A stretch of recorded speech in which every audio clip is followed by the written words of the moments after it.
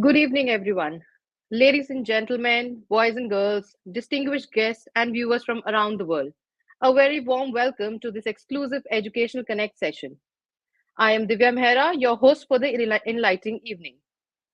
As we gather here today, we embark on a journey of knowledge and exploration. Education is a powerful tool, and the more we understand it, the more we can achieve it. Today's session promises to be an enlightening focus on the topic that is crucial for many students out there, a topic of great significance for students and educators. Mastering social sciences, strategies for scoring above 90 in class 10 board examination. So, before we delve into the main topic and let's discuss about it, I would like to welcome our speaker for today, an esteemed educator, a beacon of knowledge in the field of social sciences.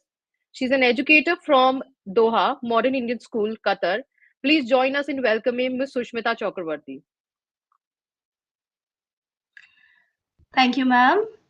I'm so pleased to be a part for today's session and will be effectively the student side. Thank you, ma'am. It's an honor to have you again.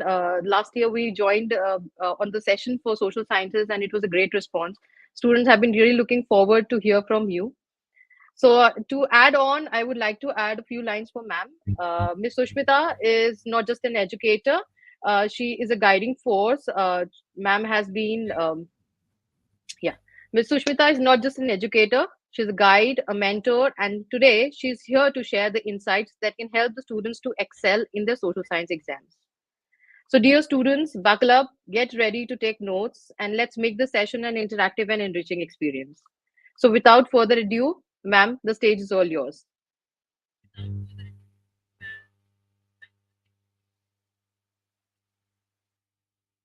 Thank you so much, Divya.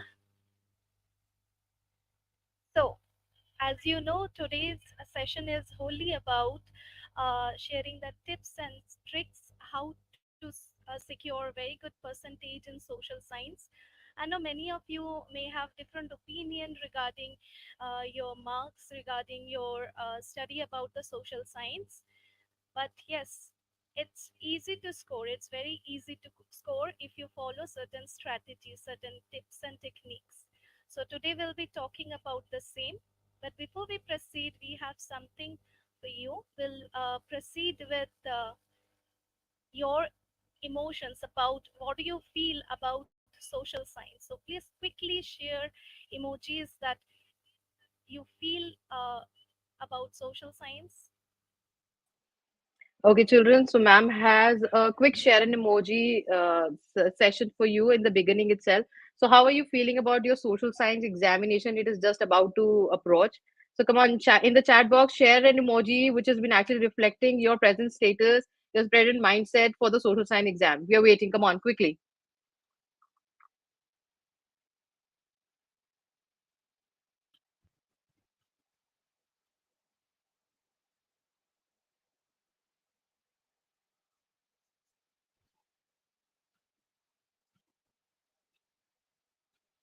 Okay, so we can see there is nervousness among the students. Come on, students, we are waiting.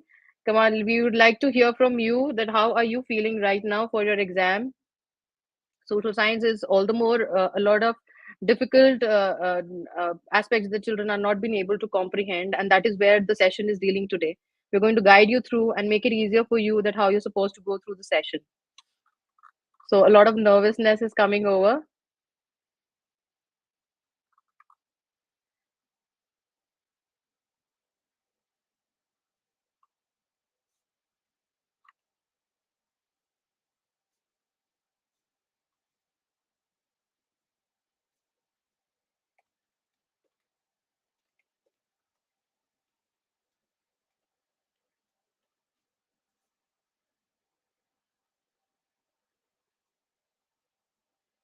Okay. So as we can see, okay, civics is hard. So we have children been actually facing a lot of difficulty with the individual subjects. We have a certain kind of a favorism for a particular subject in social sciences, while the others face quite a difficulty. So let's dive into it and see how we are actually supposed to be overcoming this issue and a problem. Sushmita ma'am, over to you. As you can see, the children have been facing difficulty in understanding. Okay, so we have a lot of curiosity among the students. A lot of emojis are pouring in terms of they're really nervous and really anxious for the session, for the exam. So can we help them find out a solution and make it much easier to deal with this kind of a situation? Yes, ma'am, over to you. Yeah, sure.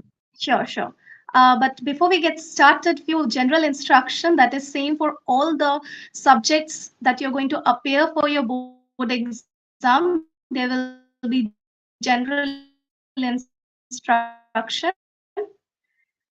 So as you can just go through, you have when you enter the exam hall. I know you will be feeling you will be having a different kind of feeling. Try to control your emotions, right?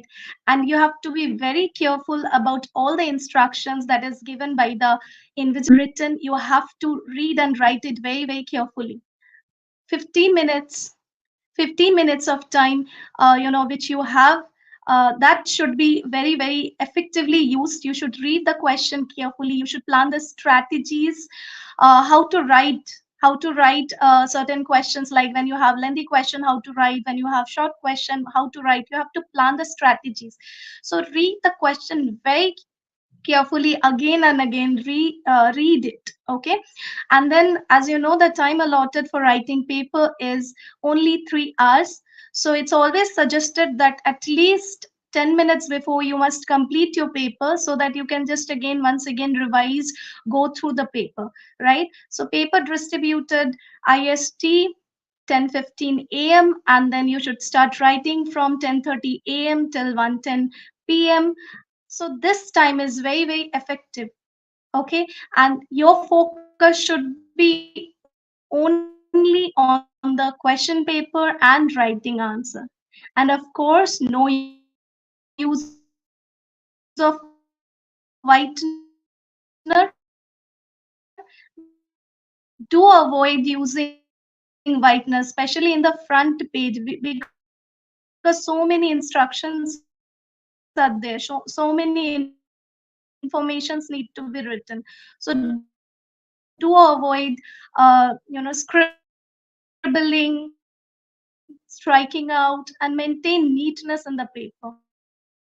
So this is what you should do for all the subjects, all the papers which are going to come ahead. Very well said, ma'am. For the general instructions, it is very important. Usually, what exactly students do is they miss out the some nitty-gritties that have been very important in terms of attempting a paper. So I think the first initial mind should be very much clear as soon as I'm getting the answer script, how to be going about it, because that's one of the common mistakes that I've seen. The students tend to use whiteness in the examination, which basically gives a kind of a negative reflection to the invigilator, that the child is not very clear with the content, and automatically it's a kind of a negative reflection that how the interpretation is actually going wrong in the answers. So certain few pointers that needs to be kept in mind as we proceed further. What is the advice that would you like to give to the students, that how should they start studying for social sciences? Because all the more it's the board examination is just around the corner, and the children are really Yes, nervous yes. during this time that they're not able to find ways. So how do you propose Yes. that they should be able to study for the social science examination? Please Yes, guide us there. exactly. So board examination is knocking the door. And yes, the first thing you must be knowing that paper is divided in sections. Fine. So the paper will be divided in total 6 sections for social science. So regarding the paper pattern, we have section A, B, C, D, E, and F. Further on, what should you do is you should be going through each and every question as told you already, and each question need to be attempted. Do not leave any question blank. Even if you don't know, leave the space. Try to recall once the paper is about to complete. Try to recall and write it down. Fine. So the entire paper is divided in 6 sections, and it contains 37 questions, including the map work. And map pointing is also very, very essential part for social science. So we'll be discussing the each of the sections in detail for better understanding of the question paper pattern. Right, ma'am. So, as per you said that there are sections till F, and there were 37 questions. So, can you guide a little to the students that how should they individually attempt those sections, and what are the strategies that needs to be kept in mind? Yeah, sure. So starting with section A. So when you talk about section A, or before you start even with um, uh, how to prepare yourself. So when you prepare, as I told you already, the 15 minutes of time which you have, that 15 minutes should be planned very perfectly. You should apply proper strategies. You should have proper planning, how much to write, what to write, how to write, what you're supposed to answer for which question. So these things you should be having enough confidence to write your answer. So when we start with section A, it's a completely MCQ, multiple choice type question. You will be given with four option, and you have to choose the correct one option. Now, when you talk about section A, here most of the students, they mark wrong, and this is a place where they lose the marks, right? So it's very important that you have to practice more and more sample paper, more and more questions to know more about this section, right? It's very, very important and very scoring as well, this section A. But it's important that you should be, having proper planning, and you should be practicing more for this question. And yes, now it's time to have more sample paper practice. You cannot study the textbook definitely, but yes, in certain part of the textbook you will be having this kind of question more, especially in the introduction part, and some important names are there. So those, from those areas, or some important achievements are there, so or year is given. So in those areas basically this 1 mark question is asked from. Ma'am, many times the students even leave the boxes and the do you know part, which CBSE really focuses on. So, as you're focusing on the section A, one markers, children are quite facing a difficulty in terms of attempting the MCQs. Would you like to highlight something on the elimination of the options and then selecting the correct one? Yeah, sure. So, as when you talk about, you should be, first of all, though, that 15 minutes time which you're getting, that's very effective. Read the question again and again. Somewhere you must have learned about it. Somewhere you must have, you know, uh, written about whatever is asked. So, anything, any question is asked in CBSE, is CBSE board exam, everything comes from textbook. So textbook reading is very, very important. But yes, planning and then execution of your plan and strategy. This is also important, which you already, as I told you, you have to plan it in that 15 minutes, because all the question papers which you get are not the same one which you have practiced. So definitely the question, some question you may find as common one, some you may not. But you should be having enough confidence to answer. How it is going to happen is through practice. Through practice, somewhere or the other, you will be definitely having those questions. You may have come across those questions. So you have to be sure enough, okay, this is the option, this is the correct option, and I'm going to choose this one. So, ma'am, can you share some examples with the students that how and what kind of a questions that can come in the So this examination and comes how? through, more and more practice.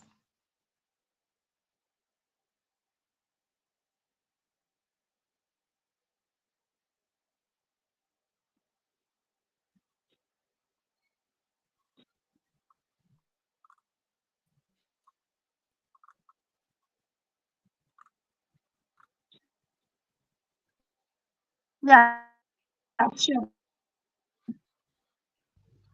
Sure. Some examples you can just see in the next part. Yes, here are some questions.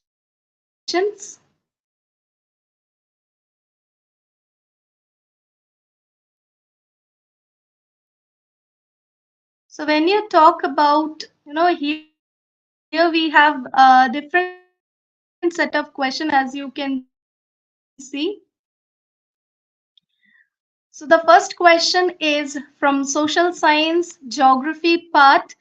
It's official, right? Percentage is asked, and along with that, options are given. This is a statistical data-based question. Definitely, you don't have to read the data. You don't have to remember the data. But yes, what you can do is you have to be calculative enough to understand what option, which option you should choose. Which option is the correct one? Yes, in exam you don't have to show the calculation also. It's not it's not needed. Just you have to choose the correct option. That's it. For all the MCQ questions, only you have to choose for the correct option. Yes, once again, I just need to add one thing. Some questions are there from the students like, do we need to just write the number of the question with the correct option? That's it. It's always suggested when you write question number for MCQ, put the number, name the option, and also write which option you are marking it as an answer. So that is how the examiner will be looking forward for your paper. So it's always important that you number it, option it, and write the correct option what it is there as per your question, right? So the next question, as you can see, how many countries in Europe came together to form European Union? Again, this question from your textbook, you need to learn more. As I told you, one word answers generally comes from the it come from the textbook itself. So it's very important that very short answer type questions such as name them, the numbers, the year, those things you should be learning more for MCQs from each of the subject: history, civic, geography, and economics. So basically, this kind of question comes from economics. They can give even the statistical based question, which just now we have discussed.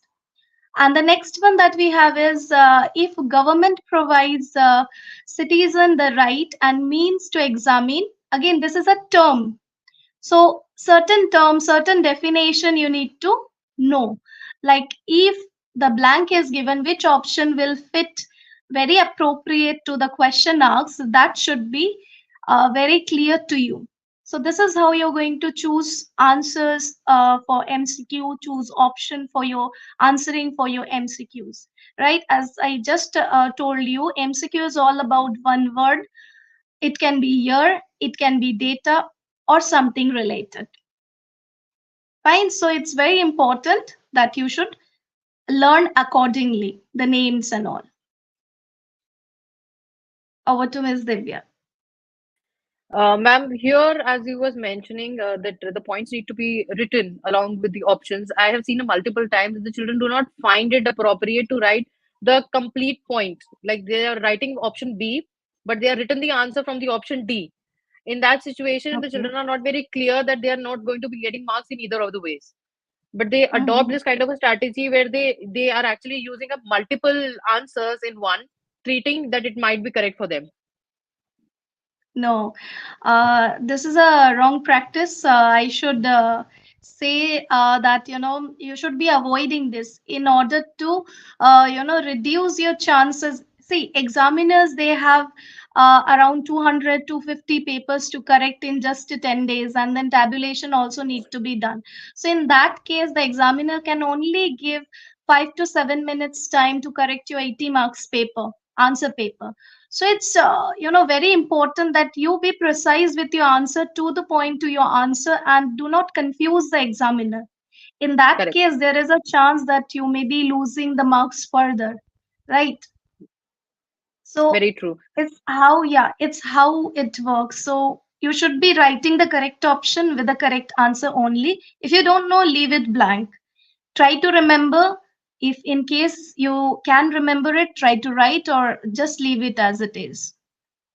Right. Very That true, is ma'am. the Because yes. if the invigilator has been confused, they will automatically not give marks. They're not going to give you even half. They're actually going to deduct it and make it a zero. So we should not be giving an option to the invigilator, or we should not be confusing the invigilator, because all the more we should be very clear with the paper and the statements that we're mentioning. Either it is an option or it's a complete statement that we're mentioning. We should be very clear on our part. So as we move Yes. ahead, ma'am, from the one markers, we have MCQs. There are 20 MCQs that are coming in the paper. Can you share Mhm. something with reference to the two markers as well? Because that's a new introduction by CBSE. Yes, yes, sure. So before we proceed, you should be knowing that question number 21 to question number 24, it's very short answer type question, 2 marks question. And the word limit is mentioned 40 words. Once again, examiners don't want you to write all 40 words, but the points, the keywords, 2 points, right? No one is going to count how much word you have written in answer. It's just you need to write the keywords with proper point. For example, the question is asked about any definition or any two features.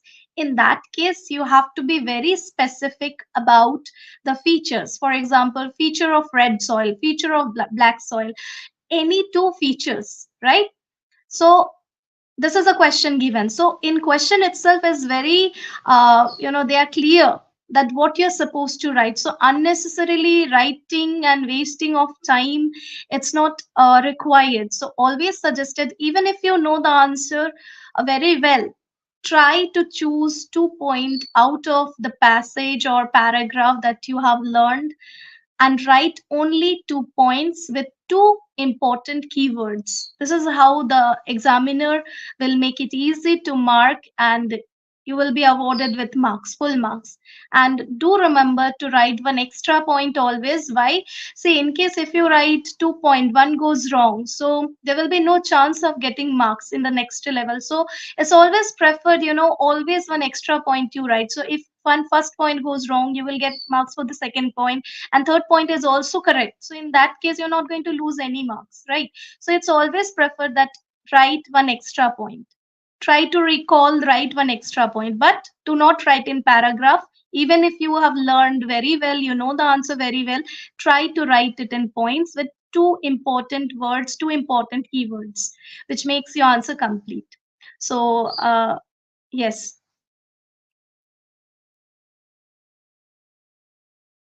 Ma'am, I really agree on this point of writing the answer in the points because the children are always being taught in social sciences. They believe that it's a kind of a paragraph writing, and they actually write it in paras, believing that the invigilator is supposed to be finding the answers from the paragraphs. So it's very important for us to know that an answers need to be written in points, so that it's a clear reflection that what we are trying to portray, and the answer basically reaches up to the invigilator in the first glance as they look at the paper. Yes, yes, exactly. Ma'am, would you like to share some examples from section B as well? Any specific examples that can be shared so that the children can understand how a two marker needs to be attempted and how many points they need to be writing?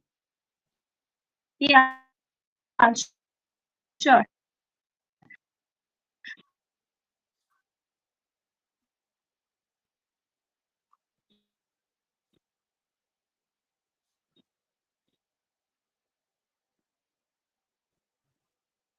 Yes, yes, sure. Some examples that we can, discuss with the students are recently added is G20 summit, about G20 summit. So when you talk about G20 summit, you need to know about the countries participated. You need to know about the agendas. You need to know the meaning of the logo use. This is, one important part you can expect this summit. So you be very clear where about cultivate tea and wheat. So which of the crop he should cultivate? See, it's a reasoning based question. So when you talk about Tamil Nadu, you need to know the climate of Tamil Nadu is not favorable for growing wheat, but in some areas of Tamil Nadu, tea can be cultivated. So you have to be clever enough to understand the hint given in the question, right? So it's this kind of question is called as, reasoning based question, right? So what you have to write is you have to write about the climate which suits, which is favorable for, the soil type, the geographical condition which is required for growing tea is more preferable because Pilani is from Tamil Nadu. So in Tamil Nadu, it's not possible that we grow wheat, okay, as per the geographical location. The third one you can see, mention any two states. You have to say the reason. You have to say the reason for the India is a federal country. Fine. Again, here you have to know the feature. What do you mean by the term federalism? What is federal? What is the word means federal? So from the meaning of the word itself, you can relate it with India, and then you can specify in points. But again, as per I told you already, always remember that you need to write one extra point. So if it is coming for 2 marks, you must write the answer in 3 points at least. So it's very, very important that the answer must be written in points with keywords, and there must be extra point. Very well said, ma'am, here because for a two marker, they should always write an extra point with the 3 points. And if it's a three marker, an extra one bit of writing with 4 points is specified and has been suggested so that at least even if they are mistaken to do any incorrect point, the other one can actually take over it.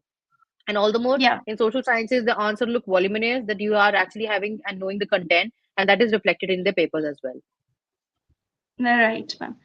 I'll just discuss the last question. The last question, as you can see, it's a statement-based question. It's from history, right?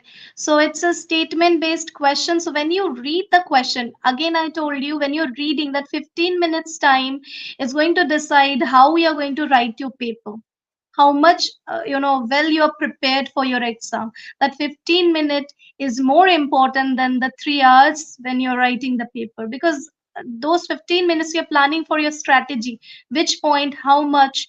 And also be very, very careful when you're reading those questions, right? So here is a statement based question, and again those statement based questions says the answer itself.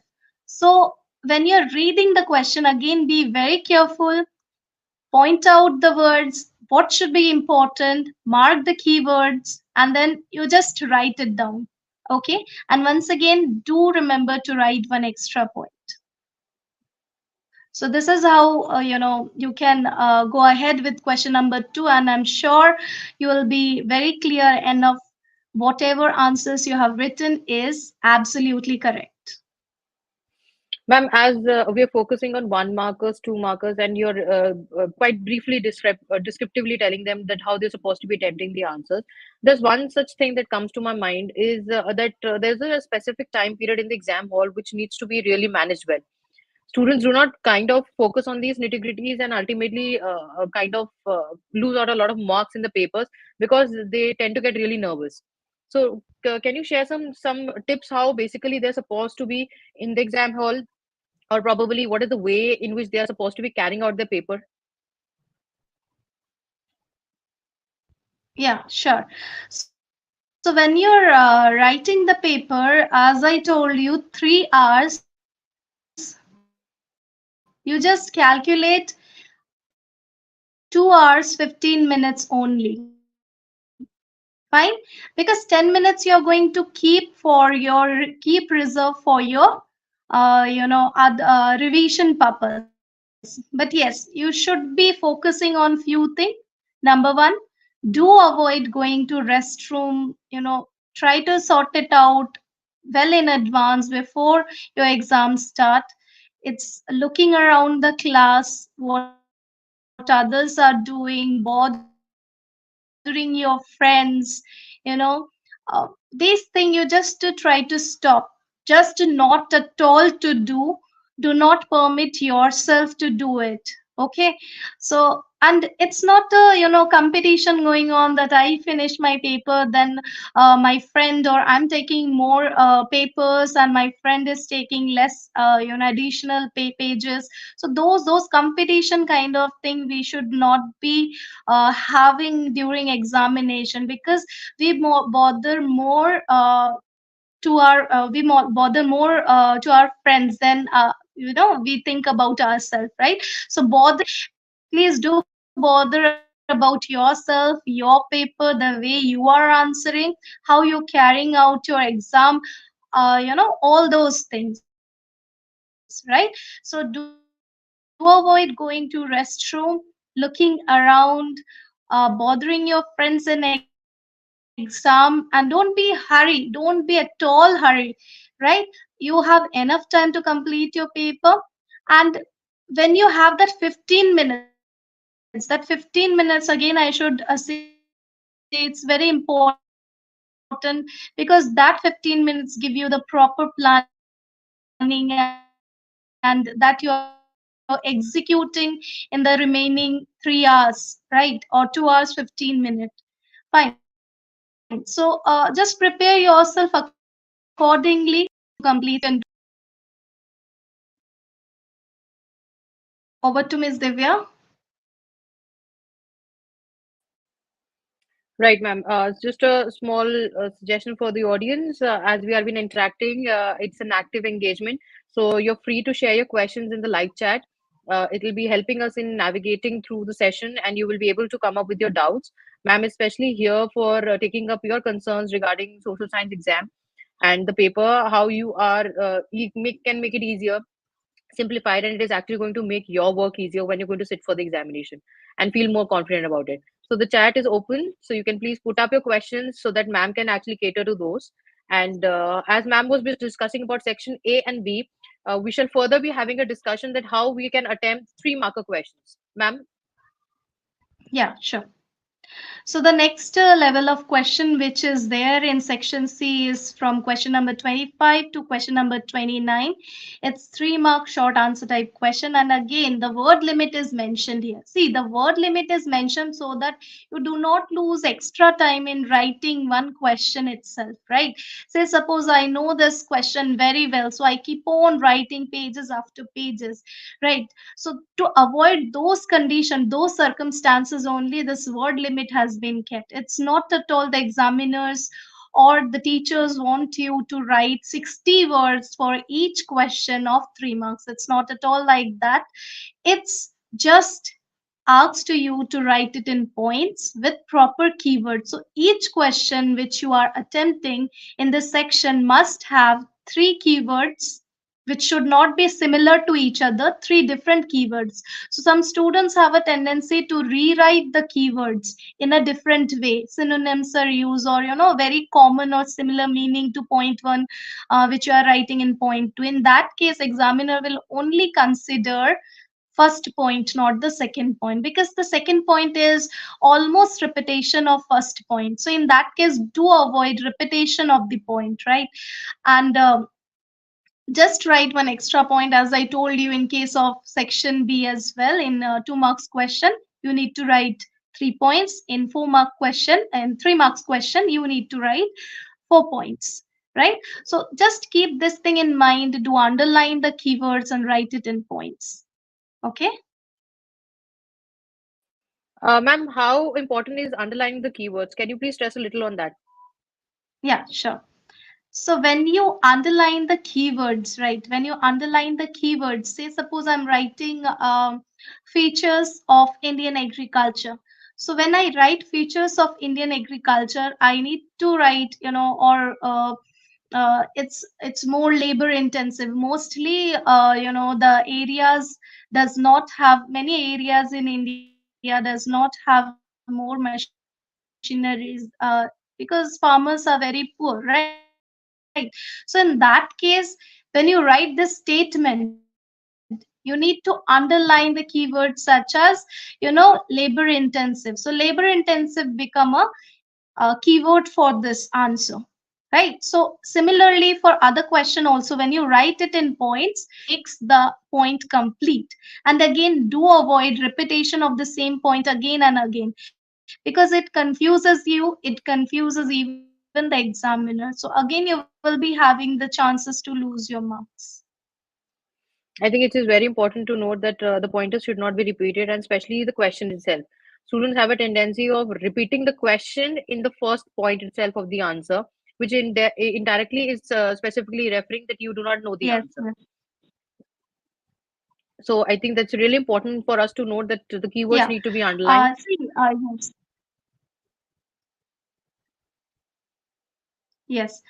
See, students, make sure that you are not repeating the point. Writing and rewriting the question again does not makes any sense of awarding marks to the students, right? So make sure that you are very sure and have enough confidence to write at least the points which are similar or which are valid or which are, relevant to the question asked, right? This is very important that you should not write the question.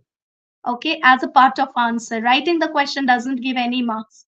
Examiner will only look for the keywords or the answers written in point, not in paras, not in passages. So this thing you must keep in your mind. So, ma'am, as you were sharing about section C and a three marker, can you share some examples so students get a little bit clarity over which are the important questions that we need to focus on? Yes, definitely. So here we have some questions which you can consider as 3 mark questions. So as just I was talking about agriculture. So agriculture, how is it related to increasing more production in industrial sector? So here is a direct relation between agriculture and industry. So here you need to know how industry and agriculture are interrelated, how they are dependent on each other. So it's very easy actually. So when you know about primary and secondary sector, you can relate it easily with agriculture and industrial sector, how industries are dependent on agriculture, how agriculture is dependent on industry for its growth. So accordingly, you should be writing 3 relevant points as the question asks. And here is a 3 marks question, so they asked you to write 3 points. But again, always remember one extra point need to be written in order to, reduce the chance of losing marks. If any point goes wrong, the next point will be considered. Moving to the next question, you can see it's about a scheme. In economics, you have learned about employment scheme. So these employment schemes are very, very important, students. Let me tell you, for 1 mark question also, for 2 mark, for 3 mark, you need to know about this kind of employment schemes. What are they? What are its objective? What category of people come under this employment scheme? And accordingly, the question asks, you must be answering to the question. Now, moving to the next part. So, prove the evidence that claim the print culture had a significant impact. So, when they are asking about impact, again, you need to know about what is print culture and how it started. So, when you know all these things, so definitely you will be able to answer what it is from your knowledge, what it is, you are able to answer its impact. Moving to the last question here. So it's about, again, from civics, we have Indian Constitution. So as you know, Indian Constitution part, civics, without Constitution, without knowing about the features of Constitution, the parts of Constitution, the parts of government, how does it function, you cannot sit for the exam. It's very, very important that you should be knowing this. What is legislature, what is executive, what is the work of judiciary, how these things are related, in formation of the government, how does it work? So when you have the knowledge about it, even if you are not very sure about the question, you can relate and write it in points, right? So that is why I'm telling you, read this kind of question when it is statement based question, when it is reasoning based question, when a statement based question is asked for justification. So read the question. So when you read the question, you can connect the question with some topic which you have learned, which you have revised, which you might have got it in some exam, or which you have practiced. And then you can easily relate and write the answers. Fine? Children, I would really like to mention here that ma'am has actually taken the aspects from each of the subjects. We have geography, we have economics, we have political science, and we have history. Ma'am has specially picked up questions from individual of them so that basically you get an insight on the important questions, or a little bit you can get it from individual of the chapters, that which is the important topics that you need to be focusing on, right? So as we proceed further, the next category after the section C comes up to be the passage, the case-based study questions. So, ma'am, over to you.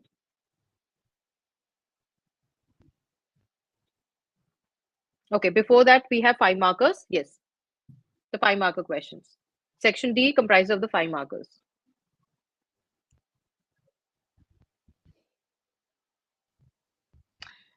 Um, so the 5 mark question is the question which carries most of the marks weightage in your question paper, right? So again, here also it's not at all important that you have to write 120 words or entire page of answer, but yes, you have to write the point. Here the point with the keywords must be also very very specific to the question asked. Generally in this category of question, you will be getting discuss, explain, then functions, consequences, important roles, methods, factors, causes, etc. So when you are learning or practicing from your sample question paper, you will be finding that only the descriptive type of question comes under this section. And again, answer is written in lengthy answers are written, so you can definitely chalk it out, important points, important lines, make it a point and write it.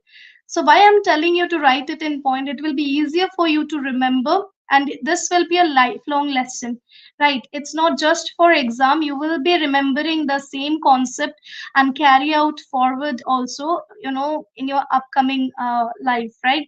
So you may never know that in competitive exams if the same question comes, you can recall it, right? So it's always preferred that the keywords, you learn from the keywords despite of learning from the passage or paragraph, right? Very, So very rightly said, ma'am. Because the competitive exam, the children do not miss out the idea that tomorrow that they have been actually what they're preparing for today is actually an exam of tomorrow. So that is very important because social sciences has a key aspect in terms of the competitive examinations. We usually get questions from the current affairs. We usually get questions from the historical background or specifically from geography, and that needs to be really important aspect in their preparations. So if they have been working towards it from the very beginning, if they have been actually guided that yes, we need to be actually very streamlined in whatever we are studying, I think it is going to make them work much easier and better. yes, correct, Divya. So, students must be more focused about the keywords, not the, writing passages, writing paras. This is the most important thing CBSE also wants to, introduce.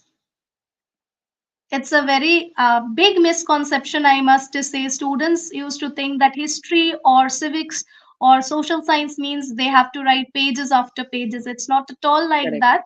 Examiners want to write, they want the answers in point, even if True. it's Very true. easier for them to correct. They don't have to search or read line by lines, passages. It gives a clarity also that how the answer, what is the exact context that you're actually trying to reflect in a particular answer. Yeah. So I'll just show some questions related to section D. Yes, these are some sample question. So as you can see, this is a part taken from geography. Two questions you can see here. And again, this section you will be getting or question. Fine. So this entire 5 marks question, you will be getting or questions. So analyze the impact of mining activities. This is from the mineral chapter. And then again, one more question from mineral chapter we have got is the non-conventional resources. Again, just have a look. These two questions, you have to explain the points asked, right? And you have to be very specific, very clear about the points you're writing because it must have a keyword.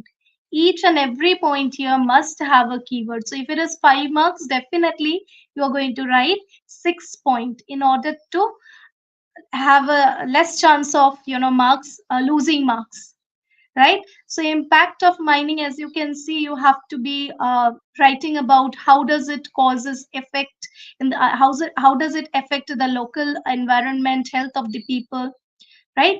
And then you should be writing about the non-conventional resources and how why the people are choosing now more non-conventional resources, preferring more non-conventional resources. What is the reason behind? Then you can add some example of solar energy, geothermal energy, how they are improving the life of the people, right? But again, make sure that your answer must not be very lengthy, that you get less time to complete the remaining question, right? So the time management in this part need to be very, very effectively done, right? because you keep on writing the answer, you keep on writing the answer because it's a lengthy answer, you think so, right? And when you keep on writing the answer, the time remaining is also, it's getting down, right? So ultimately what is happening is, once you complete section D, you get to know that only 10 minutes are there, and you have section F, you have also section E. So this is how, in this area, time management, you need to do very, very effectively. Over to you, Divya. Ma'am, can you share some more questions for 5 markers? That is the most important question for the paper. It's a maximum weightage that we have been actually carrying. And if we are losing 1 mark from a 5 marker, it's a major loss in the overall paper. So can you share some more examples with reference to the 5 markers?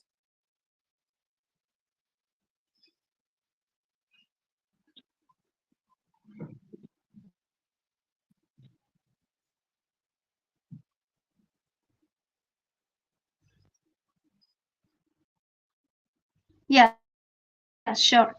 So we have some more questions here.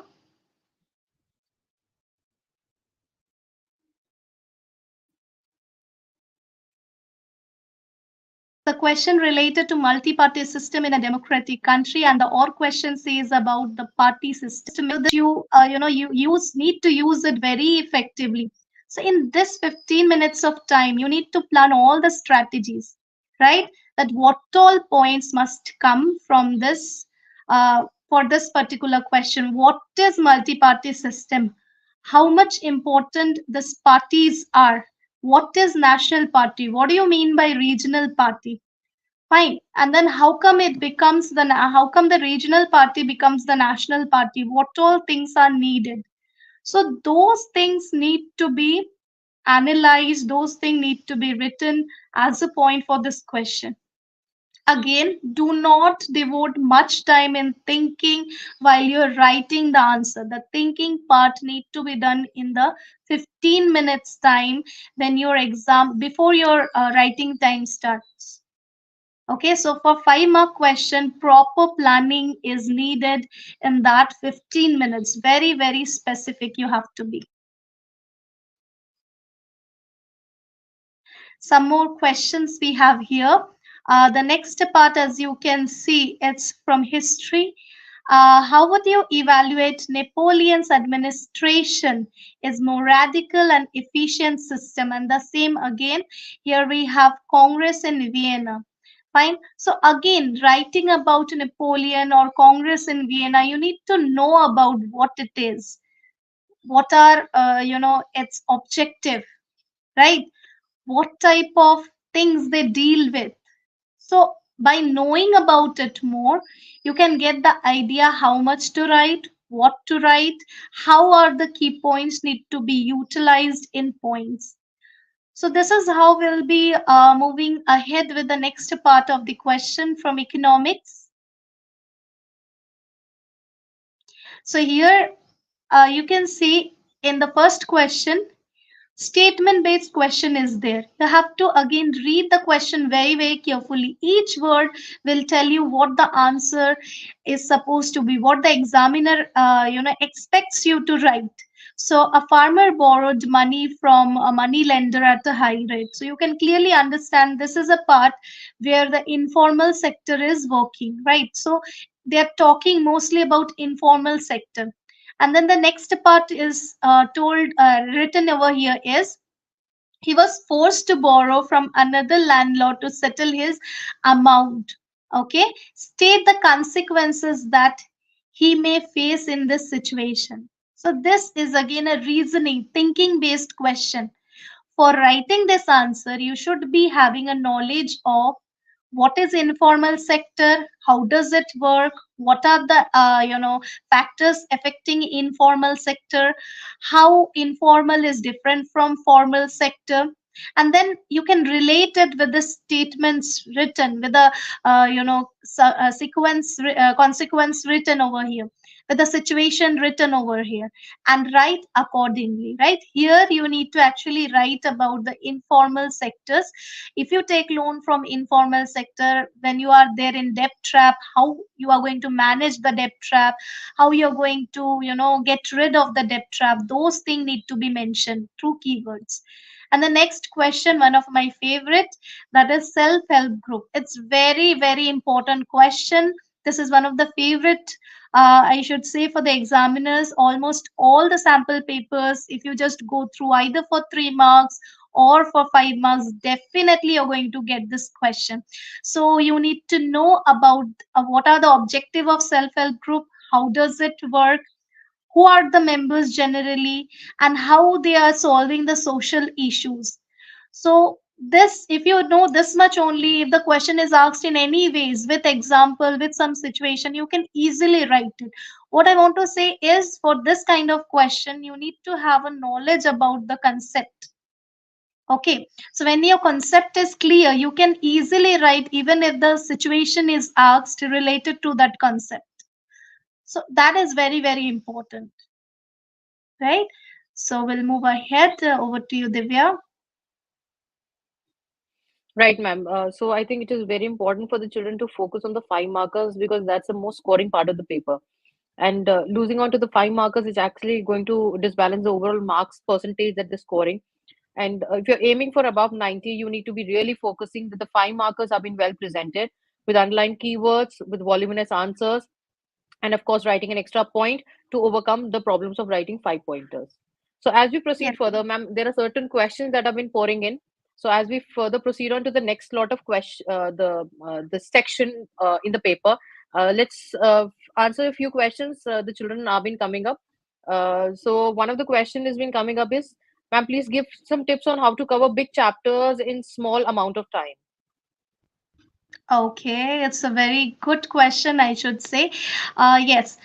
See, in social science, students generally count how many chapters I do need to learn. If they count history, civics, economics, geography, so total number of chapters are 20 plus. It's very difficult for them to learn. So what you're supposed to do is just to get some topic. For example, I'll just give you some example from money and credit chapter. In money and credit chapter, when you talk about, it's a lengthy chapter.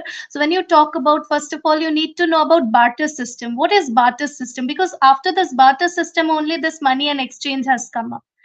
Fine. So what is barter system? How is it different from the use of money? And then after that, what is the role of a bank?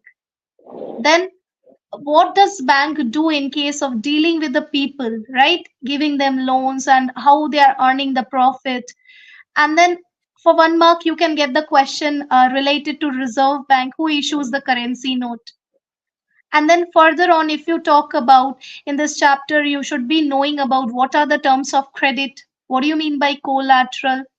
Who are the bank, who is known as the bankers of bank, and why so? So when you just learn these question related topic, almost 99% of the part of the chapter will be completed. And then the last question, as we discussed, self help group. So this is one of the important most part of the chapter. When you learn self help group, you will get to know that yes, these are the important things. If the question comes like this or in a situation based, I can write it down, I can write it in points, because I know what is self help group, I know their objectives, I know who are the people involved, I know what are they doing, I know how do they get the loan. So if you know all these things, even if the question is asked situation based, you can frame it and write it in points, right? So it's always suggested, first try to get some important long and short answer type question out of the lengthy chapters and learn it. Fine. So in this way you will be prepared for your question as well as your chapter will also be covered. Right, ma'am. So it's very important for us to break the main topics so that basically it becomes easier for us to be identifying which are the ways in which we can actually simplify and focus on the smaller topics and the subtopics ahead for it. Another question that has been pouring in, ma'am. Sometimes in a question, we are not able to figure out what exactly the keywords or the main points are. How to figure that out? Exactly. Yes, very good point. This is also very common in students that they are confused with the keywords. What should be the keywords? Now, let us talk about democracy. So when you talk about democracy, what is democracy? Features of democracy. So in that case, you do get the clear cut keywords. But when some situation based question come, just as we were discussing, right? So in that case, even if you are not aware or not very sure about the keyword, some examples you can add to make more impact for the question. And you can just write it at the point. It's not always important that when you're writing objectives, some specific names. So this is how you can identify.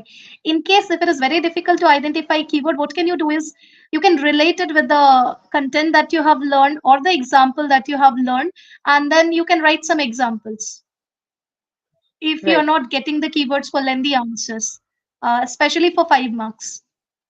Right. So I think that solves the question, the resolves the question, and we are able to break down into the key pointers and the important statements that we need to be finding up in a particular sentence that we're writing. So, ma'am, as we proceed further, can we move on to the next section where we talk about case studies? Yes, yes, sure. So the next important thing comes as the case study in section E, which is from question number 34 to 36.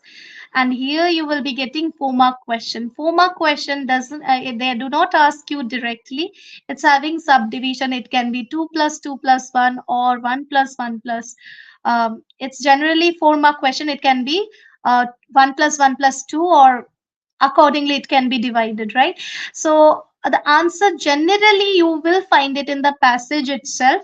If not, again, some knowledge which you have gathered it by learning the textbook or while solving the answers, from there also the question can come. For example, a passage is given where they're asking about the MPP, multi-purpose project objective, but in the passage no objective is written. So for that you need to know what is multipurpose project, what are its objective. So suppose the multipurpose project, they have picked out a para from the textbook, and they're asking what is MPP, what is the objective of MPP. So for that you need to have a knowledge about what it is exactly. Again, here you may ask, ma'am, there are so many topics to be learned, right?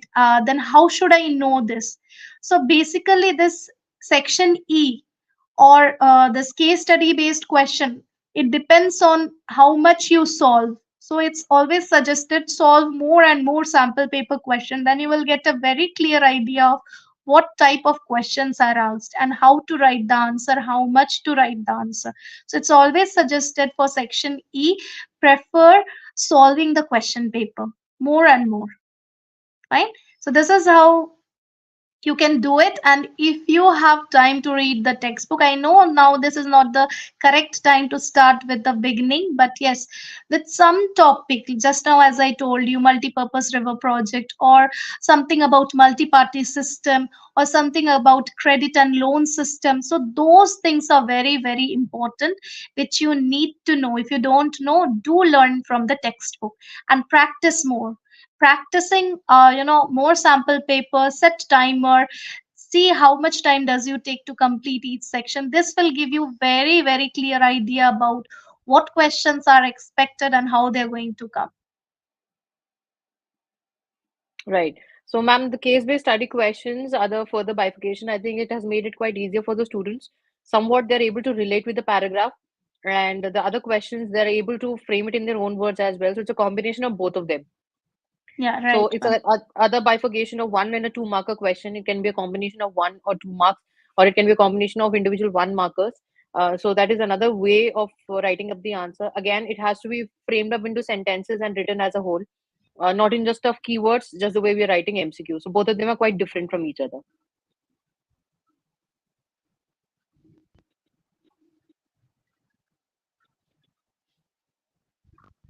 Yes, yes, As exactly.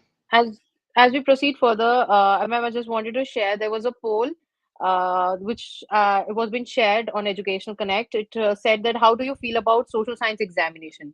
So the students were being asked about that poll, that are they nervous, they're excited, they're confident, or they're stressed. So we have been students voting, and I would like to mention what is the result. The 14% students, sorry, it is changed now. 12% students said they're confident. 19 of them said they're excited, and 44% said they're stressed. In comparison, nervous said it's 25%. So I think more students have been stressed with reference to the social science exam, and that is why we have conducted this session today, so that it basically they can reduce down to the anxiety and reduce down to the stress, and actually make it much easier for them to study and prepare for the examination. So just to make it a little lighter, we have another quick poll, so students can mention it in the chat box.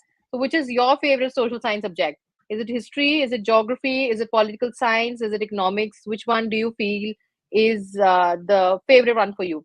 I know children are really choosy, and they pick up the best ones according to their accessibility, which is easier to learn.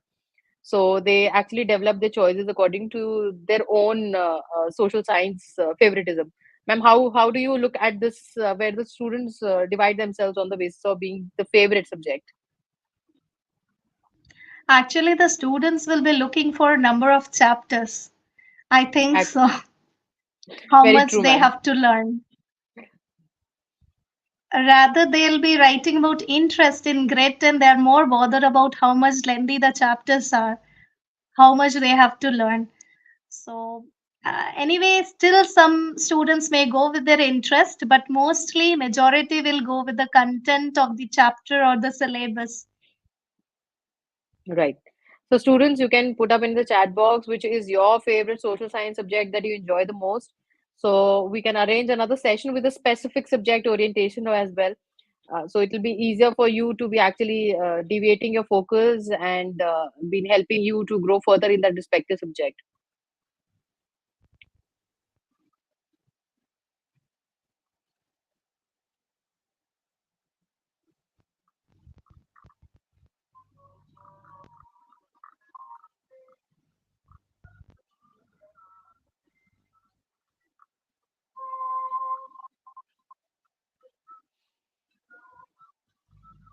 Okay, so we have history and geography. We have economics. Students have been pouring in with their preferred choices.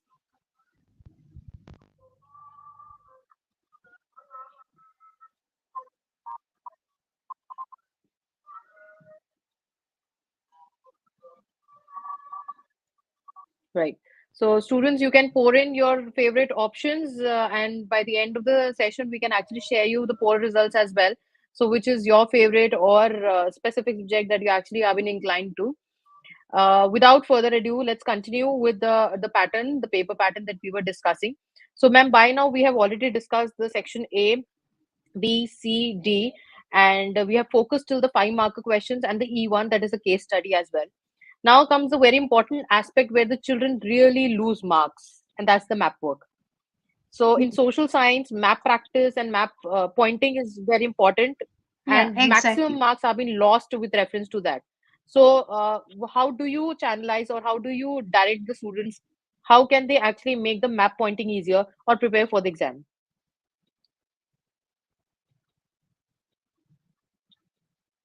Yeah, sure. See, students, as you know, map pointing contains 5 marks. From history, you have 2 marks. From geography, you have 3 marks. Definitely, you need a lot of practice. For history, it's just you have to write the name in the map because it will be already marked as A and B. Just you have to write the name.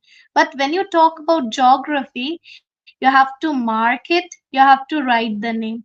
Do not forget to write the name. is very important that when you are doing the map work, you need to label the map as well with the name, what is given as per the question. And few students, they have a tendency to write script, which is absolutely not acceptable. Examiner want you to write the answer for the map, whatever you mark, the answer must be there in the map itself. Because see, when the marks is calculated, the marks will be carried forward to the score sheet, and in that case they have to again tally with the answer script, not with the map, right?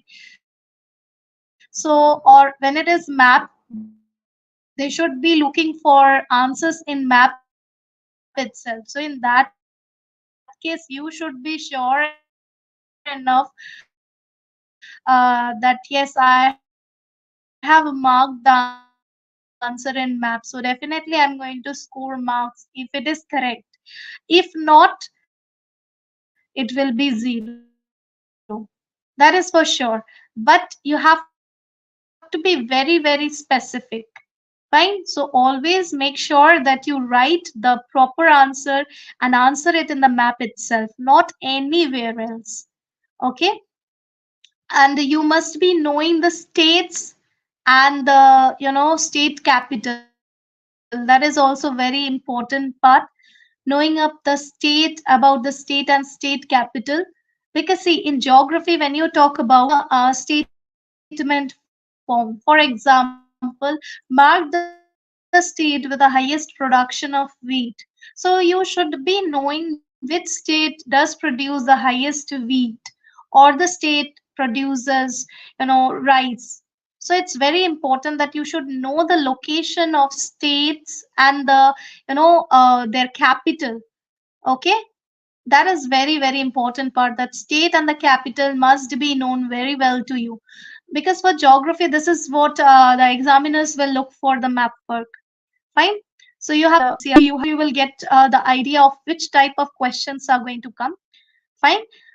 So you have to practice. The thing which I can say is grade 10 is all about how much you are, board exam is all about how much you are practiced with your question papers, with your sample question papers, how much strategies you can apply to make your answer precise, to the point, and examiner friendly, right? So these concepts are, equally important for all the sections and all the subject, right? So this is very common that for map you have to know. There is no shortcut. Fine. So you need to know the states with a capital. Over to you, Divya. Yes, here are some important questions. So as you can see, you need to mark any three. So four options will be given. There is a choice, only choice here you can get it. Out of four, any three you need to mark. Just have a look. The first question is they are asking state where coal mine is present. So unless you know where is Tamil Nadu, how come you're going to mark the coal mine? So the location of the state is very, very important. Right? Then the next question. You need to know the river Chenab. It flows from flows from which to which part of India? Definitely, it's flowing through Punjab. It's flowing through the part of Kashmir. Okay, Himachal Pradesh. So you should be knowing the dam which is associated to it. So it will be Bhakra Nangal Dam, right? The next one we have to know about it. You should know the location of the state. So unless you know the location of the state, definitely seaport will be close to the coastal area, right? So you can mark very close to the area. Now again, here some question can come up, ma'am, do we need to mark exact point? See, student, it's not about accuracy, exact accuracy level or 100% accuracy level of your map marking in geography for grade 10. They just look for you know the place or not. With a radius of zero point 0.3 centimeter, very close to the accurate place, exact place, they will be awarding you marks. So say suppose the point is situated in the coastal line somewhere, right? But you are very close to it, very, very close to it, right? Maybe with a gap of zero point 0.1 centimeter. So definitely, if you mark it, if you write the correct name, the marks will be awarded to you. There will be no deduction of marks. So you should be very close. I'm not telling you that exact, accurate, 100% to the point you have to mark. I know it's not possible, but you should be very, very close to it, right? So how much close you are, the chances for getting marks will be more. Now say suppose instead of marking in Andhra Pradesh, you mark it in some other state.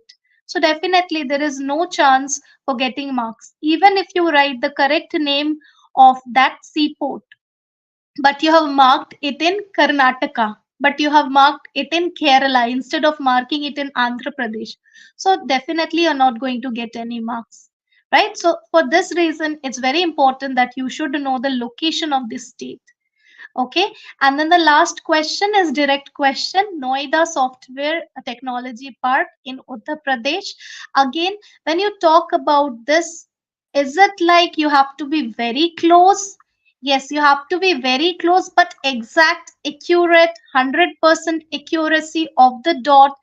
It's not been asked by the examiner, but yes, you should be very, very close to the point. It should not be very far or in different state. Fine. So this is how you must be practicing. But yes, first of all, you should be knowing the states with the capital. That is very important. And as I told, no shortcut for this. Correct. Ma'am, it is, I think it's the most important concern that students have it. Are we supposed to be marking it exactly on the map work? So it's very much obvious that it has to be within the state and it has to be nearby the place where it is actually located. Students have a tendency of marking coastal region like a seaport within the land. Most common mistake. Automatically, it's a seaport, it has to be on the harbor, it has to be on the coastal region. So that is where there are these kind of mistakes. Students tend to drastically lose marks, like marking up a lake, and they are like a lake that is on the coastal region, and they're marking within the land. So then automatically it becomes a point that is completely incorrect. Or even sometimes they have this thing kind of that they are marking the capitals instead of the city that they're supposed to be marking in a particular state. So another reason because of which many of the time students tend to lose marks, which need to be kept in mind because map work is the most securing part of the paper. Yes, exactly. So section F and section A, they have, the chance to score out of out, like 100% marks, they can get it in 5 out of 5 and they're 20 out of 20. These two sections are the most scoring. But again, you need to practice. You need to have more and more practice. Only then, this two sections does not have any shortcuts. You need more practice. Okay, and it contains more chances, for getting more high marks. If you lose marks over here, there will be, chances for getting low scores. Otherwise, this is the area where you will be finding it's more easy and more scoring as well. Especially when they're not marking in history, it's an already marked region and they're just supposed to write the answers. And in geography, they're supposed to be majorly been marking up their regions and the areas, and also to write the answers along with the point that they're marking. So that is really important to note that the particular region that they've been marking, they've been asked of like the Software Technology Park of Uttar Pradesh, and they're just marking up a dot, and they're mentioning that this is the answer, and they're not writing the answer with it. So automatically, it becomes a reason for them to lose marks. So map pointing has to be very clear, and you have to write the answers on the map work, as ma'am very clearly mentioned. It has to be done on the map itself rather than marking it on the answer script. Yes, exactly. Divya. Just one more thing I need to add with the map with respect to map. See, students, there is a tendency that student attach the map at the end of your answer script. Okay, so in case if the paper get loosened up, the map will be lost. Examiner will receive your paper without map and you will be losing entire 5 marks. So what can you Correct. do is tie up the map or staple it inside somewhere, after maybe in the center of your answer script, or maybe 2 3 page before your answer scripts get over. So there you can attach the map. Do not attach it in the front or the back page or the last page. True, very true, ma'am. This is a really important point to note. because many times students miss out the marks for the map work just because they had actually tied in the front of the paper or at the back side, and it actually got lost up when the papers were being actually getting transferred from here and there. So it's very important for us to secure the map work and put it in between the sheets rather than putting up at the front or the back side of the answer script.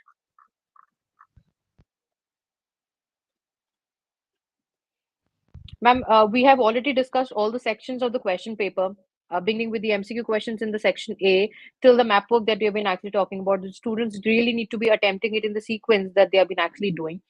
Can you share an example with reference to the answer script, that how they are supposed to be presenting, so they get an idea about it, that this is the Yeah, way in which sure. they're supposed to be presenting? Yes, yes, sure.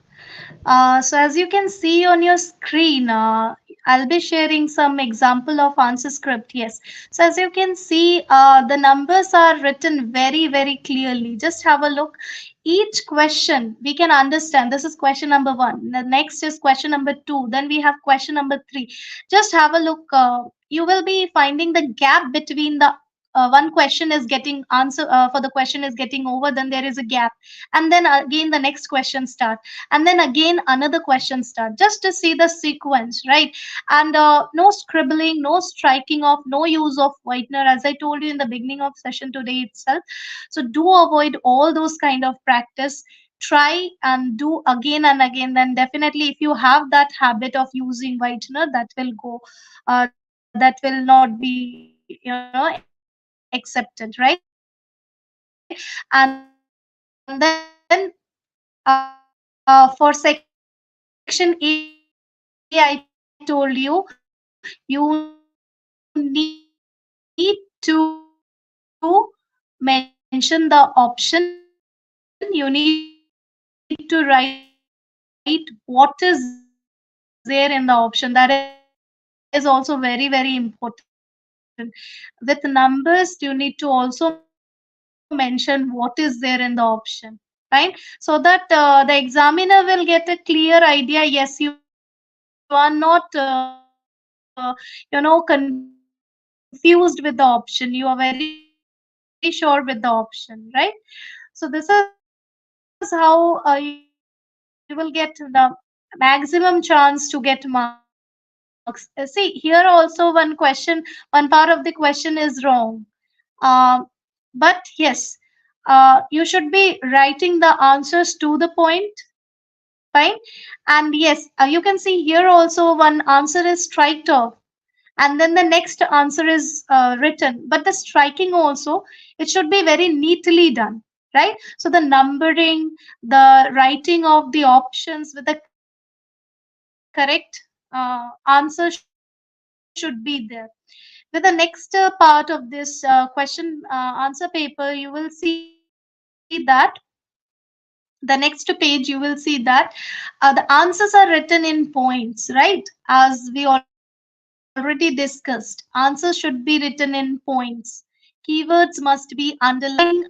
With coming ahead in the next section, you must be knowing that the answers should be written in points. Okay, it's very, very important. The answers must be written in points. Fine.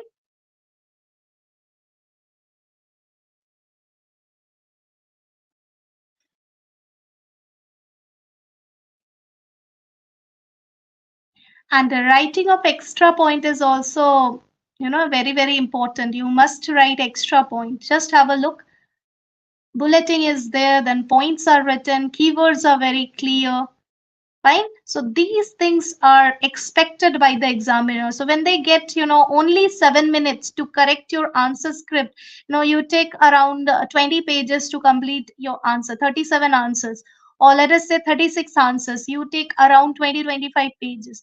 Just imagine 25 pages need to be corrected just in 5 to 7 minutes. So how much time does each question get? So definitely it's very, very less. So that's why this is how you're supposed to write your answer script. This make your answer script examiner friendly. And just examiner need to correct the keywords or the point that you have written or the examples which are related that you have written. This is how they mark the answer and you get the marks. Fine. It becomes very easy actually for the examiner to get it corrected. and as a result you will be having higher scores.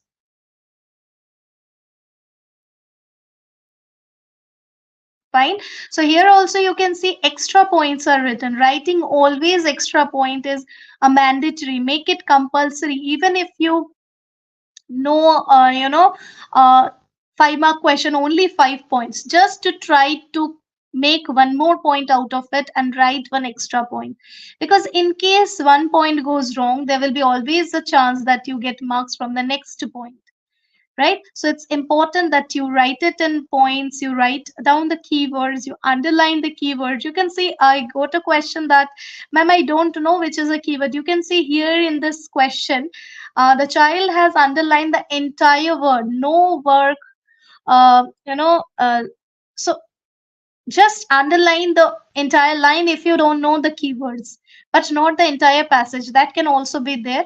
You can also add examples, but example should not be in first 3 points. It can be maybe the fourth point or the additional point where you're writing, because examples are generally not considered as a point. So there are some chances you can get marks for example, but that make that at the end of your question paper, not somewhere in second or third point.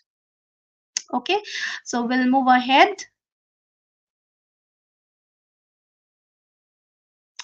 Yes, in this part also you can see it's written with extra points. Instead of 5 points, the child has written 7 points with extra point. The keywords are very properly underlined. The handwriting is very clear. The visuality is very nice. You can see, and it's just examiner friendly, as I was talking about. It's very, very good to be corrected and very easy for the examiner to just correct it and award marks, right? So here the chances for losing marks become very less.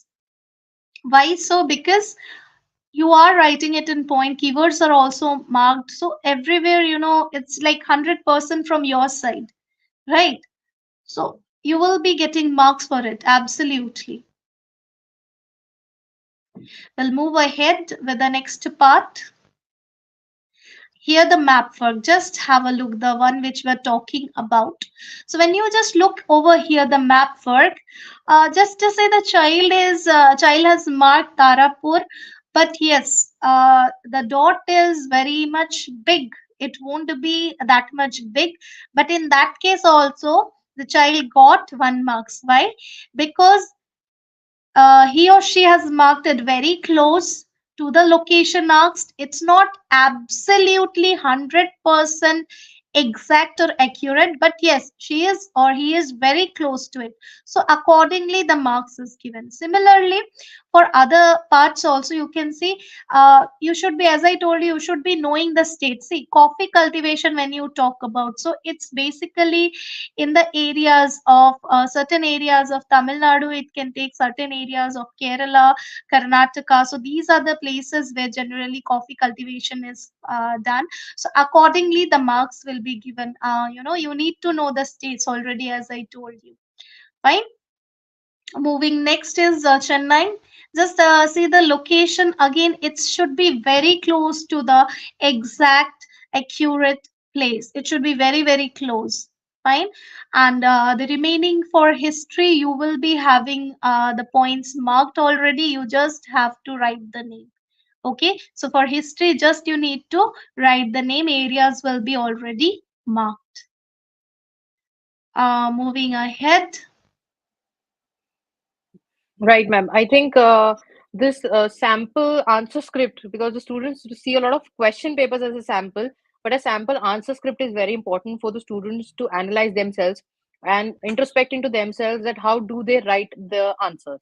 What is a pattern that they are following, and what is a pattern that needs to be followed in a paper, which makes it more reflective and more attractive towards an answer that you have been actually giving for a particular question. So this question, the answer script that you shared, it's really important. I think it is really enlightening for the students to know how to be writing the answer. And we had a question also that underlining of the keywords. Now I think you can very well see how an underlined answer reflectively just enhances the overall look of the answer. And you can see the important pointers are very clearly highlighted and it has been actually reflective. So I don't have to be looking deep into the answer. for understanding. I can very well see just the question pattern that is to be followed, and very neatly the answer script has been actually reflecting up with the key pointers. So students, it's very important for you to glance over, have a look at it, the paper pattern, that how the answers need to be presented, and it is very important for you to keep it in mind, the similar pattern to be followed when you are writing up in your examination. Please keep that in mind.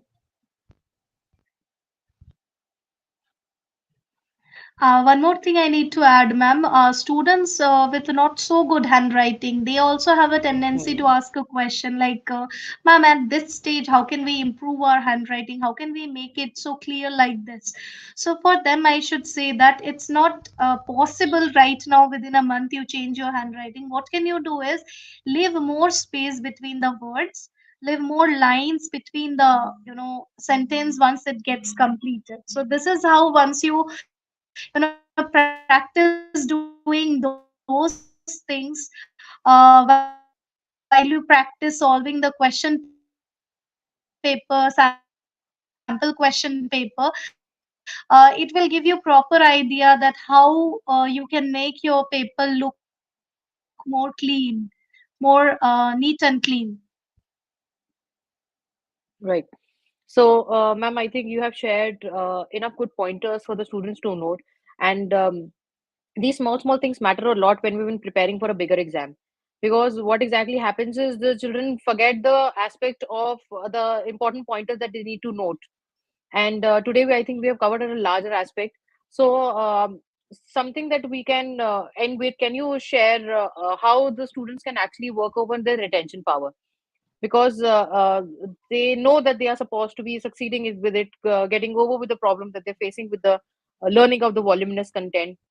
What exactly can they do to basically improve on to retain so much of information at a glance?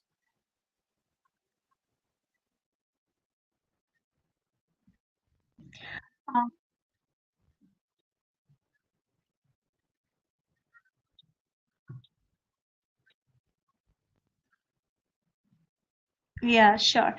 Yes, Divya. So as you can see, to take. So it's not a one day matter. You need to work on it. Maybe to make yourself successful, right? So when you are doing this, just to make sure that today, if I fail, tomorrow I should stand back. Okay, it's not like that today, okay, I'm not being supported, I'm not so good, or giving excuses to yourself. It doesn't work, right?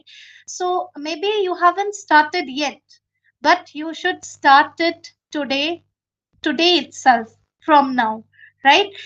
It's not late anytime, it's not never too late. Okay, but just the first step you have to take is start from today, right? So when you talk about board examination, as I already told you, if you start learning the textbook, it's not going to work out now.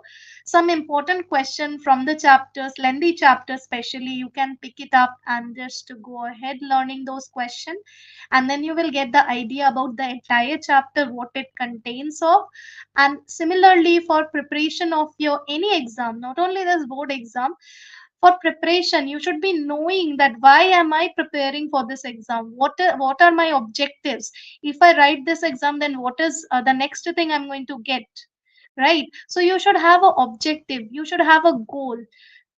If you set a goal, then only you will be having that energy to reach to the goal. If you don't have any goal, if you don't have any desire, so nothing will work out. So you should have a focus. Yes, I need to achieve this. How to achieve this? I should search for it. What are the ways to achieve? I should know that, right? So it's I should try, I can try, and then finally definitely one day you will say I did it. I have made it. Fine. So these are the key stages, and then yes, you should be with right people. You should not be in a wrong group.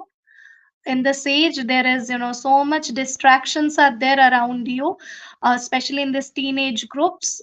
We have so many things to distract. So that should be there in your mind, that I should follow the right thing, I should be with the right team, I should have a prospect in my life, I should have a aim in my life. and then your framework. Okay, this is how I'm going to do it, and then you process it, and then you focus on what you want to get, and just get some tips from the people, those who can help you to improve your skills, those who can acknowledge you, right? So this is how you can just take some step of action. Initially you can start it with right team, choosing correct people in your group.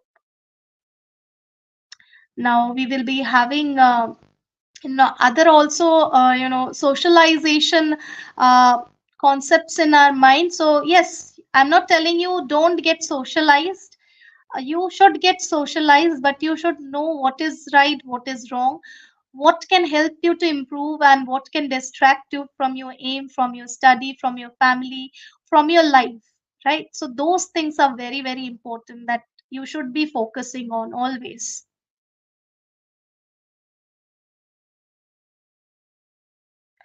And then how to attain success, it's about the subject knowledge can only come through when you have a self study.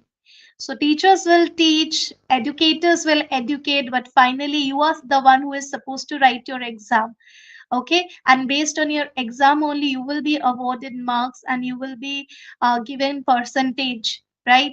So about it I can only say is preparation is all yours. We are only the stairs, we are only the way, we are only the candle to show you the way where you have to reach, but finally you are the one who is going to take the step to go deep within the field of knowledge, field of whatever you want to achieve in your life, right? And with proper strategy and ability you can move ahead, you can move forward in your life. But yes, again, being socialized is very positive thing, but you should be knowing which team to choose.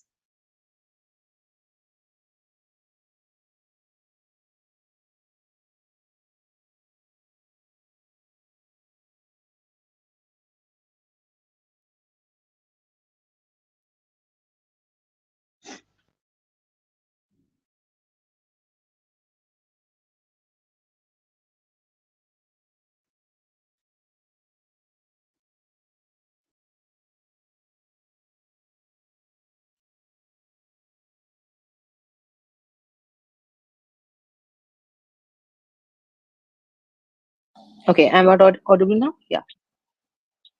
Right. Thank you, ma'am. I think it's important for the students to understand and know the aspects when they've been actually studying, because I think this is the right time for them to be gaining this kind of a motivation much needed. As we have gone through the aspects of economics, political science, history, and geography, it's a consolidated subject, and all the four need to be carried together. Even if I have a favoritism for one subject, I think all the four of them need to be balanced equally, not to be doing selective studies.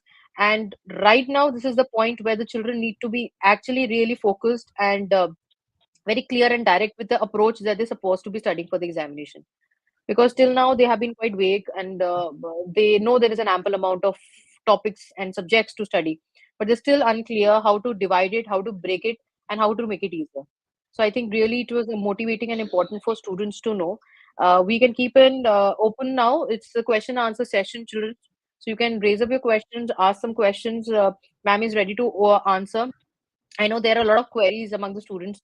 They are still not very much clear how to go on making the subject easier, or specifically studying for the examination. So it's an open session, children. You can ask some questions to ma'am, so it will be easier for you to solve your papers, sample papers, or study for examination, or some tips for the last moment revisions. You can ask some questions. Please put in your chat box, in the live chat box, your questions that you have. So you can ask ma'am. She's here to answer you, help you, guide you.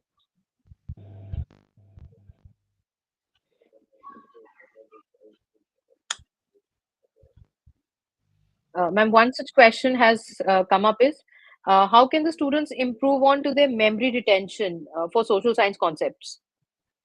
Okay, yes. This is basically memory retention is basically what we can suggest to the students practice through mind maps, through flow diagrams, through Venn diagrams. So more diagram study with the keywords. For example, when you talk about learning about the features, right? Learning about the features that can be done through diagrams. So when you visualize the thing, when you watch the thing, when you draw it, it becomes easier for you to remember even for long run. So this is how it will definitely help you to improve your memory. I think, ma'am, that's really important for here to note because by now students have already focused only on the keywords. So, doing with the help of a mind map or basically doing with the help of flow charts makes it quite easier. Say, for example, there's the soil types. So, soil types is one of the topics which is quite diverse for the students to be individually studying those topics. So, what can they do is they basically make a flow chart out of it or a mind map, and it makes it easier for them to learn and remember the individual aspects. And obviously, it is going to break down the larger context where large questions can be broken down into smaller pointers with the help of those mind maps or flow charts. I hope this resolves your the doubt that you've been having. Another question that ma'am we have here is, uh, ma'am, do we what we do with the difficult chapters first or the easy ones? Which one should be actually taking up first? Definitely, the difficult one should be taken up first, right? The easy one you can just learn. If you think that there is different levels of chapter as per your understanding, your level, so yes, you can definitely categorize and try to solve, learn those part earlier because you will be able to give more time for the difficult part. But writing question or answers also, I find this, when I say students you should follow the sequence. So you have a tendency, many students have a tendency to write section D at the beginning. Why? Because they are lengthy question. So it's not at all about the length of the question, but it's very easy for the examiner again because examiner will get only 5 to 7 minutes time, as I told you, for correcting your paper. So if you write in a proper order, if you are suddenly writing section B, then section A, then section B, so examiner get confused, so the carry forward of the marks can be interrupted, right? So in that case, do avoid that. But for learning, definitely you can proceed with the difficult part first because you will be able to devote much time, and then you can go ahead with the easier one.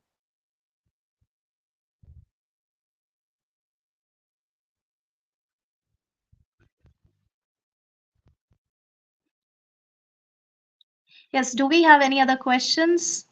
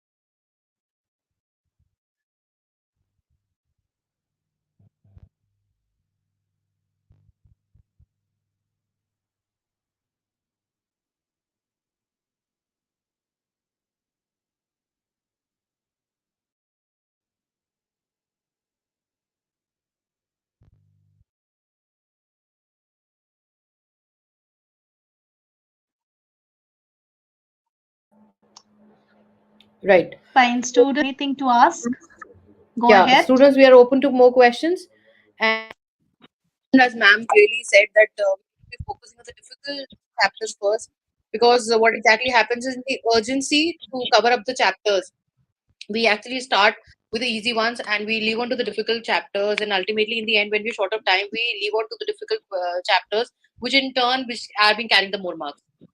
And that is a very important a tip for us to be focusing on the difficult ones first, and the easy ones will automatically follow and be in places.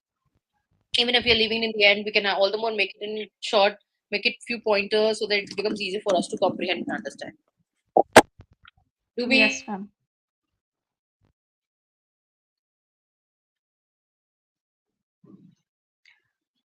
Okay, so ma'am, in which sequence should we attend the paper? So yes, as I told you, definitely you should start with section A and then follow the question paper sequence for writing the answer paper or answer script.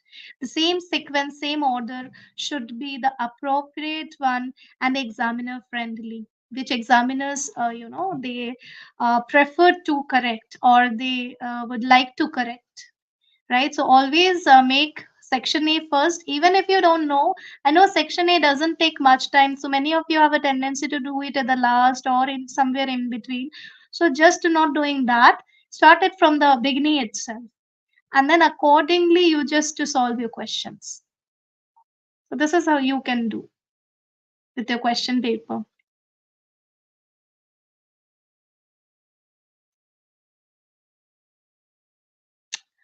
Okay, how can they manage the time effectively during exams?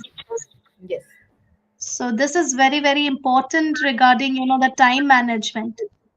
So when you talk about time management, as I told you in the beginning, that 15 minutes time, it's very, very vital. When you're planning for how much to write, what all can be considered as keyword, and then remaining 3 hours. Don't take it as 3 hours, take it as 2 hours, 50 minutes only.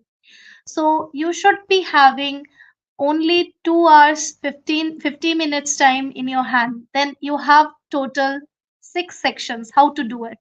So what can you do is just try to solve each sections with a, 20 minutes, or maybe for section A it's a very short answer type question. So it's MCQ question. So those question for solving section A you can take 10 minutes. For solving section B you can take not more than 15 minutes. So like that, you, as per the, marks, as per the number of questions, you should be planning your time. And definitely for which you need to pre-plan it. So when you are writing the sample question paper, set a timer, try to solve it by your own without any help, and just to see how much time does you take to complete section A, how much you're taking time to complete section B. So accordingly you can sit one day and solve the entire paper, and then you can see how much time does you take to solve 80 marks paper. So this is how, very, very easily you can understand that yes, I can complete this paper, I can have extra time to revise. And definitely I have also highlighted the keywords, I have made the points. So all these things must be done by you in the last 10 minutes. So last 10 minutes and first 15 minutes of your exam, very, very vital, very important. If you miss something in the last 10 minutes, when you revise you can again write it down, again cross check. If something goes wrong you can rectify it, but again do not use whitener. You can simply strike it out, but try not to. But yes, in case you cannot avoid somewhere, you want to add something, just add something, with certain points, that can be done. But yes, but that should be very clearly visible for the examiners. Otherwise examiner will overlook, and even if you have written the point, will not be given marks. Right. Ma'am, I think really important pointers that you mentioned, and the initial time period in the examination and the end one. It's quite crucial and quite important, and students need to understand the importance of it. Then only they will be able to grasp on this opportunity of not missing out and of not leaving that time specifically to overall answer the papers or revise it. Quite important. Ma'am, as still some questions have been pouring in, I think we can take up a last one before we end the session. Yeah, sure, Uh, ma'am. yeah. Are there any specific skills or methods that we should be employing when we're dealing with the case based study questions? See, case-based study questions are generally paragraph-based question, as I told you, but you should be having knowledge of few certain things. For example, you should be knowing what is a multi-purpose river project. If it comes from water resource chapter, if it comes from somewhere in money and credit chapter, you should be knowing what are SHGs. What is the informal and formal sectors? Because sometimes what happen is, in the paragraph they are writing everything but objective is missing. So unless you understand or know about it earlier, So, or you have learned somewhere, or you have written it as a question, you will be not able to answer. But in general, 90% of the answers are basically from the paragraph itself, from the passage itself. But sometime it may be missing, as I told you. Okay, so in that case, if it will be related to those things, some concept based learning, some definitions, some objectives, which you are already preparing for 3 marks and 5 marks, right? So this is how you can prepare for case study based questions. Right, ma'am. I think, ma'am, you have dedicated a lot of time in preparing the presentation for the children, focusing on all the key aspects from writing of the paper and what not to be doing in the papers, plus also in the exam hall, what are the things that need to be highlighted. We are deeply grateful to you for this time, especially taking out time from your school timings and from Doha connecting to India. It is very important for us that you have actually dedicated so much of time for our students, and the session is open for everyone. I think the children are going to have a great takeaway from today. Small nitty gritties that we have focused on this the whole session. It's quite important, and children are actually going to be practicing this thing, which is actually going to make their work quite easier. And the fear that they follow with social sciences, I think that is something that actually going to be carried away and is going to go away when they have been actually preparing for the examination. So dear students, there are a lot of key pointers that ma'am has highlighted today, and with a lot of energy she is actually giving that to you, that you need to be preparing for your board examination. So, ma'am, your last words for the session today. Yes, sure. So it's all my pleasure, Ms. Divya, and it's of great help for me as well, so that I can also come across such questions, which I will be also, including in my coming session from the student side. I'm also enriched. Yes, but students just remember one thing. It's just like another lucky day which you have to create, right? Exam is nothing just like another same day which you have in your schedule, in your regular routine. You just have to create one more lucky day for you.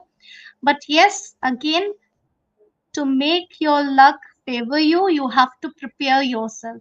And the strategies, planning, everything is shared, but yes, planning is all yours, right? So you have to effectively plan it, you have to execute it, you have to make it successful. I'm not going to show you how to do it, what to do it, but you are the only one who is going to make it successful, right? So please make sure that you do your best, give your best,